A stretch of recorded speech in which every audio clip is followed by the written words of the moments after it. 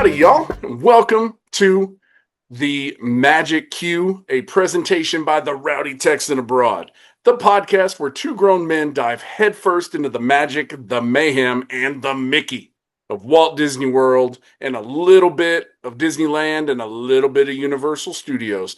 I'm Art, Texan born and churro fed.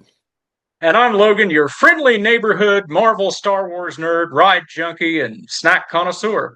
And together we're taking you on a ride through all 4 Disney parks. And as Art said, maybe a little bit of Universal.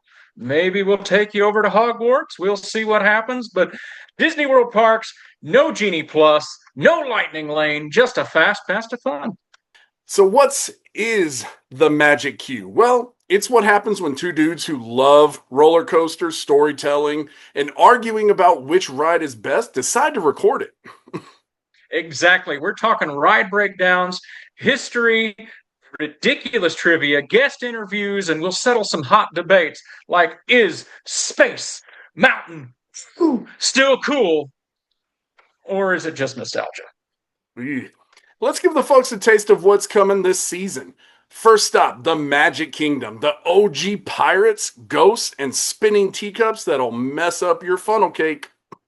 Then there's Epcot, Future World meets food and wine. You can go from flying over Fiji to eating bratwurst in Germany in like 4 minutes. And then Animal Kingdom, where you'll ride a Banshee in Pandora and then stare down a 2,000-pound rhino. And of course it doesn't work. There's Hollywood Studios, home of lightsabers, screaming elevators, and the ride that makes grown men weep, Rise of the Resistance. All right, let's get a little personal. First time I went to Disney, I was 3. Of course, my first memory of Disney World was at 10.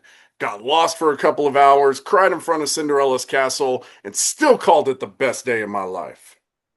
I think my first time at Disney was about 20 some odd years ago. That's where these came from. And it's something that I begged my parents for years and years and years. And just, I'd almost resigned to thinking that I'd never make it. And then I joined a music group and we went. And I was so stoked that I finally got to, this sounds really nerdy, I finally got to meet Mickey Mouse. Well, wouldn't you know it, while I was in shopping, probably for these very ears, all of my friends met Mickey as he walked by, and I missed it. And it took me 20 some odd years before I went to Disney World, or as we like to call it, Disneyland East.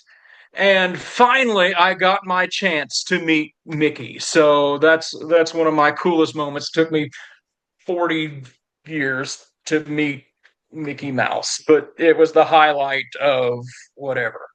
So, well, every month we'll break down a new ride or area from how it was built to how to ride it like a pro. We've got rankings, hot takes, and probably a few theme park confessionals we should probably keep to ourselves. And some surprises along the way, including cast members, super fans, maybe even a churro vendor, if they'll ever answer my email. Before we wrap, tell us, what is your favorite Disney ride of all time? Drop us a message or tag us at Rowdy Texan Abroad. And if you like what you hear, subscribe, leave a review, tell your friend who thinks Epcot is just a big golf ball. It's called Spaceship Earth, by the way. Next week, we kick off with a deep dive into the Magic Kingdom, haunted mansions, pirates, and why the Jungle Cruise is secretly savage. But until then, keep your hands, arms, feet, and legs inside the podcast because the Magic Q is just getting started.